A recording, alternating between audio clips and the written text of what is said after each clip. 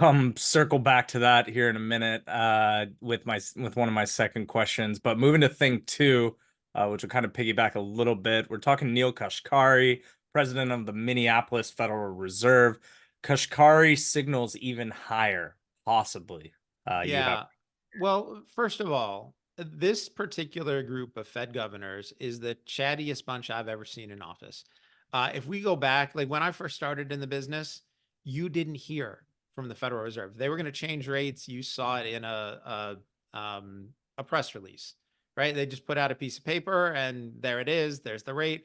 Now, in addition to Powell doing his usual, hour-long press conference every time they have the Fed meeting.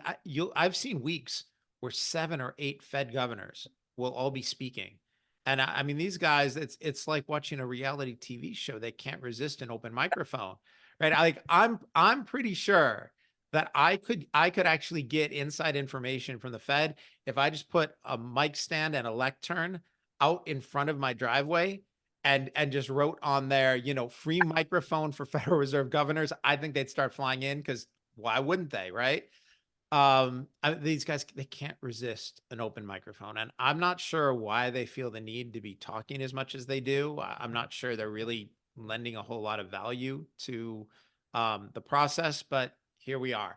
So Kashkari was speaking last week, and remember, we came into this year with people expecting a total of 6 rate cuts. That's 1.5% off the Fed funds rate starting in January. And DKI said, not a chance, higher for longer. And then, that got cut to 4 cuts and then 3. And, now the discussion was kind of like between 0 and 2. And Kashkari came out and said, yeah, maybe we need to raise rates. Now, the truth is, he's actually right. And I know there are a lot of people who don't like hearing that. There are a lot of people who want asset bubbles and higher asset prices. But the truth is, for every time Jerome Powell says, that the current Fed funds rate is restrictive, I completely disagree.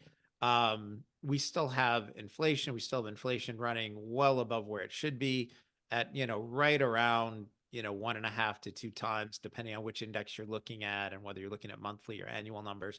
But, much higher than the target rate.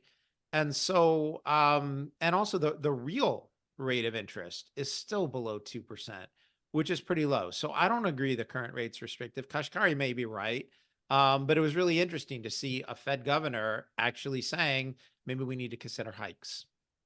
with that, can I get you to put some odds on the opportunity or the chance that Powell does hike rates? I know we've talked about this a little bit, and obviously not what a lot of people want to hear, but will they or when would they? Uh, Gary, got any good yeah. All odds right. for Let's us? let's put numbers on it. Right. We'll take a guess. Yeah. Oh, Rob, great. You're taking notes. Terrific.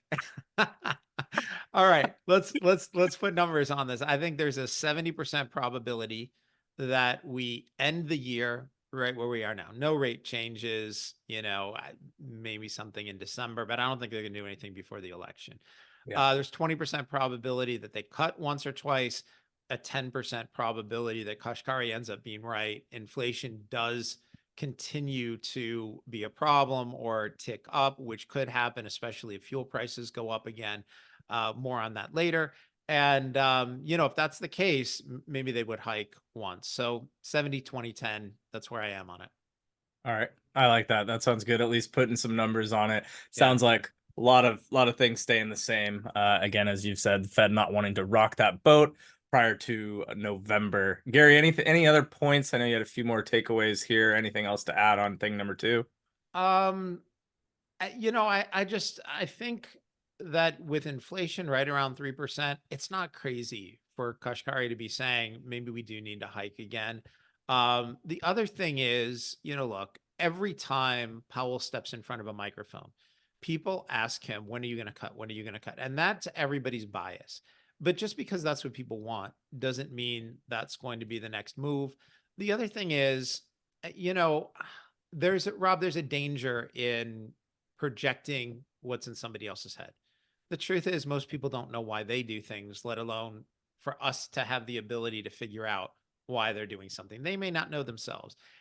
And so I understand that what I'm about to say, is a little bit dangerous only because I don't know what Powell's thinking and he may not know.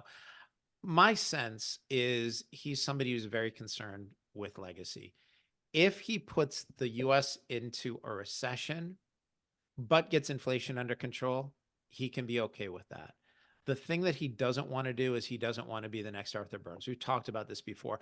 Burns was the chairman of the Federal Reserve back in the 1970s when the US had its worst inflation problem in, the last 50 to 100 years. And it took Paul Volcker, who was the chairman after him, raising rates to around 20% to get that fixed. Now, the US government doesn't have that kind of flexibility now because with 35, $36 trillion of debt, raising rates that high is simply not feasible. We can't afford that kind of interest expense. So Powell doesn't have that much leeway. But I think in terms of his legacy, he really doesn't want to let off, turn dovish, reduce the Fed funds rate, have inflation come roaring back, and then have to raise rates even higher. And if Powell has to raise rates to somewhere in the, 8, 10, 12% range, he will be reviled throughout history. And I don't think he has the stomach for it. I don't think he wants that. So, sometimes you have to take a guess at the personalities involved here. And I I haven't met Powell personally. I'm guessing, but that's my view on sort of his payoff matrix for policy action.